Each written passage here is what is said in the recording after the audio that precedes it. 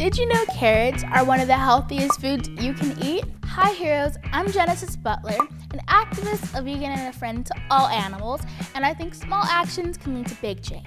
Today we're going to go visit the garden at Kindred Spirits Care Farm and meet with Chef Eddie Garza. You ready heroes? Let's do it. Today I'm here at Kindred Spirits Care Farm with Eddie Garza. Thanks for having me here. You're welcome. Thank you for coming. Yeah, I'm so excited to be working with you. You're gonna help change this world to go vegan, which is so super awesome. Can I get a high five? So tell me a little bit about yourself.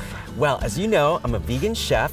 I mostly cook Mexican food, but I always cook with delicious, edible vegetables like we have in this garden. I was born in Texas, in South Texas, right on the Mexican-American border. Something that I really like to talk about is in Mexico, before the Europeans came in there, most of the things that they ate was from the ground. It was mostly plant foods.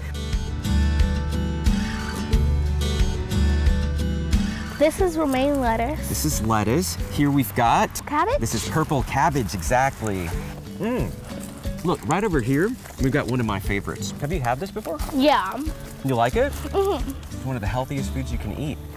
But one thing that I really like to do with this is make it into chips. What are your favorite veggies to cook with? I love beets. One of my favorite things about beets is that you don't just get to eat the root, which is the part that's really red, but you get to also eat these. Beet leaves. Comment down below, yes or no, if you've actually eaten a beet leaf before. What do you like to cook with? Mostly like plant-based, like meats, like vegan meat? I like to cook with a little bit of everything that has that texture of that meatiness that everybody likes, but without having to hurt any animals with it. These are really pretty. These are really pretty. It's almost like you don't want to eat it, right? Yeah. This is the first time I've tried a flower. So what'd you think? I think that all of the vegetables taste very good. When you first went vegan, was it like hard, like parties or like with your family? What did it make you feel? When I first went vegan, I was really unhealthy person. I was weighing about 310 pounds, which is really a lot. That's a lot. I started eating more plant-based because I wanted to get healthier. So my family was really supportive and they wanted to help me do that. They wanted to help me lose weight because one of the things that I love about Mexican food, and as you know, is that it's really easy to make it vegan. Like when you have your big pot of rice, instead of using chicken stock, what do you use? Vegetable stock. Vegetable stock, simple things like that. Did you know you can make almost any meal or any type of food into vegan food? Seriously, Mexican, Japanese, French, Chinese, American, all can be vegan. What are your favorite like seasonings? Ooh, I love anything spicy, so I like to use jalapenos. You like spicy food? I love spicy I love spicy food too. What's your favorite Mexican food? Between tamales and chilaquiles.